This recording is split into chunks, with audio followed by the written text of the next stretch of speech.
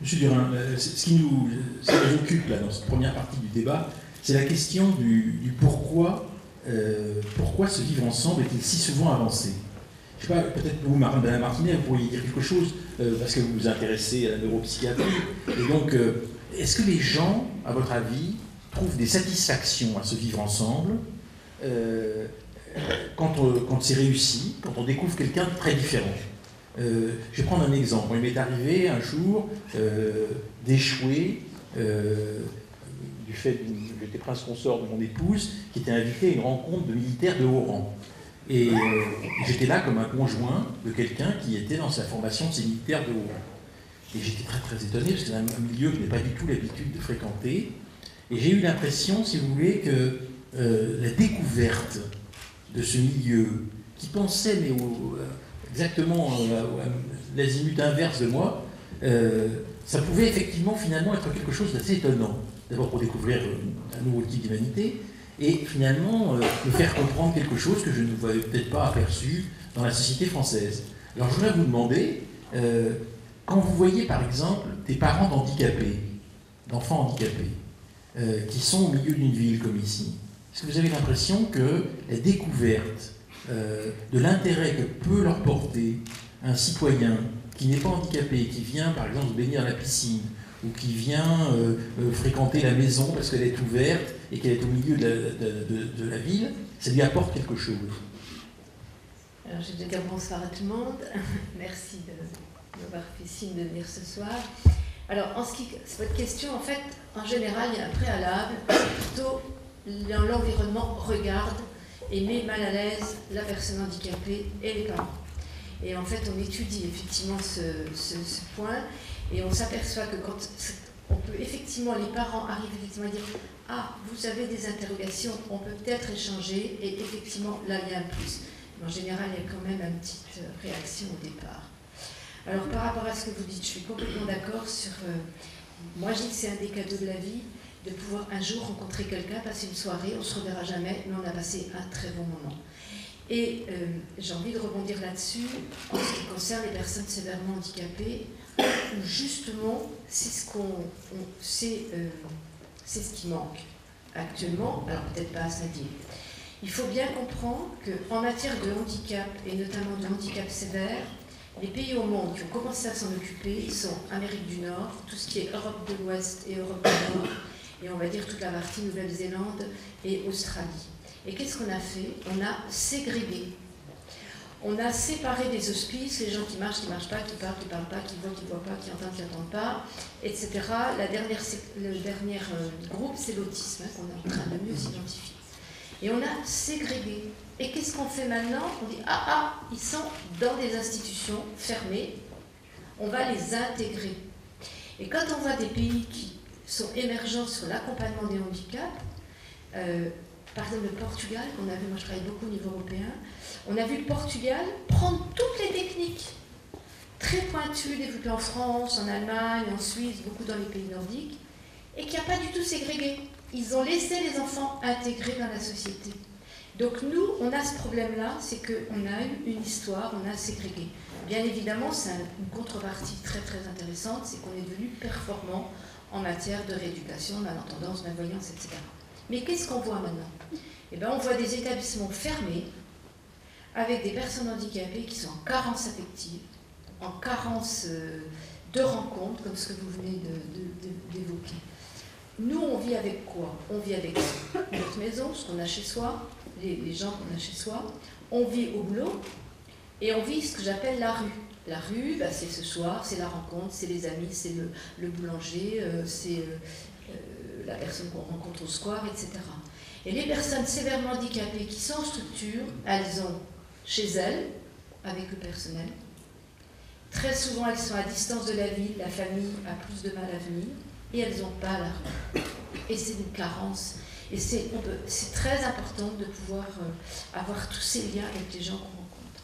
Donc pour moi, c'est capital.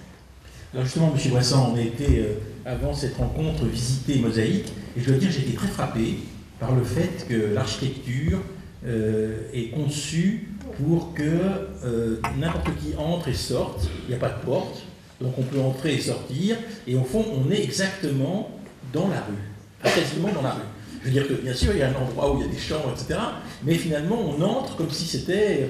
Et ça je trouve que c'est très très important. Et ça permet justement peut-être ce vivre ensemble, si facilement avancé. Et concrètement, je trouve que c'est déjà une condition importante.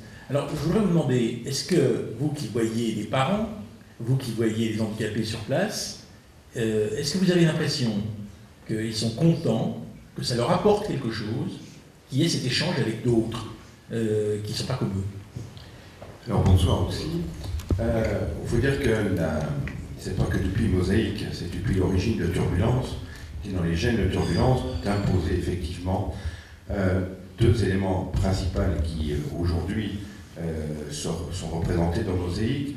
C'était de reconnaître l'expertise parentale et l'urbanité. L'expertise parentale, c'était effectivement ce rapport déjà à l'autre, d'intégrer dans la démarche éducative, dans la démarche du choix, les parents.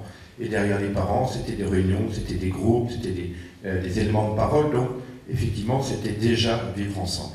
Ce qui n'est pas forcément le cas, ce que précisait Monique Martinet, effectivement, dans beaucoup d'autres établissements où on est dans une section très administrative, et donc si on doit voir quelqu'un, on doit prendre rendez-vous.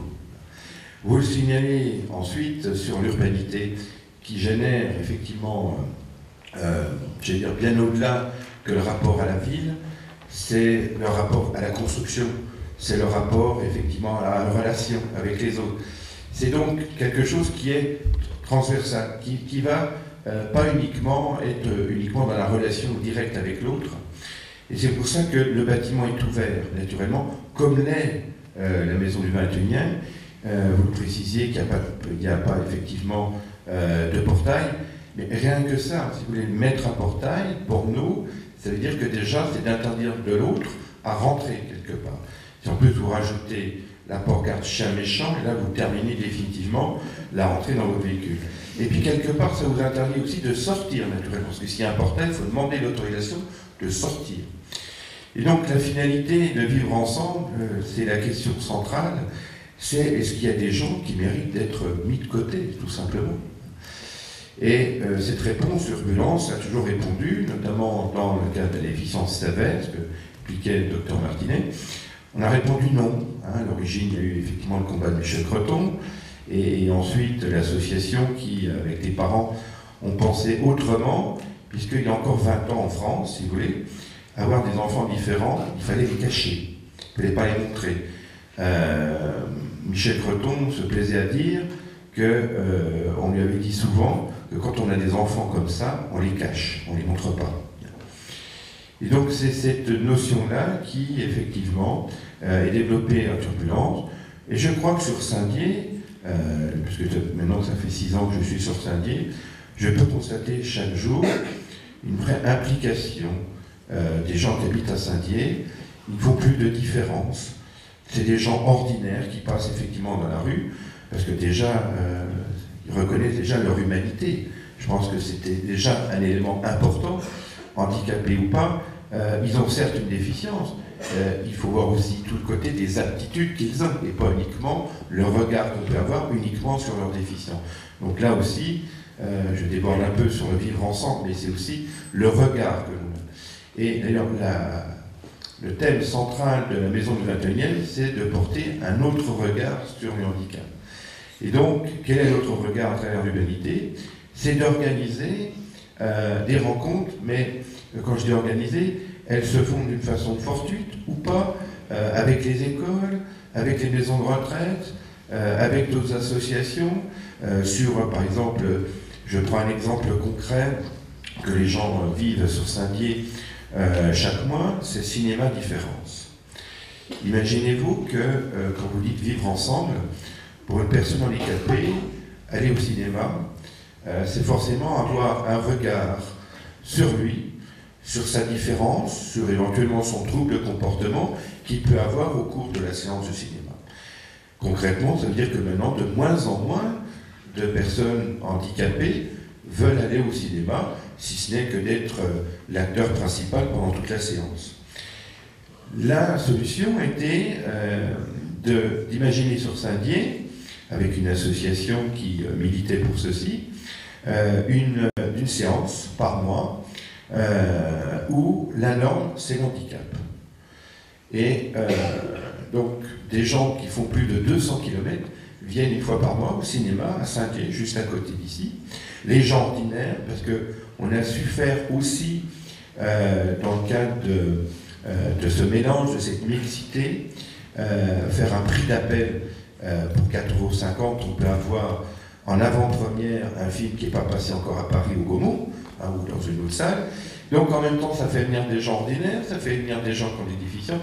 Finalement, on fait rencontre de la rue avec toute sa diversité. Donc c'est un exemple très parlant, mais qui était, je crois, un symbole très important pour le vivre ensemble.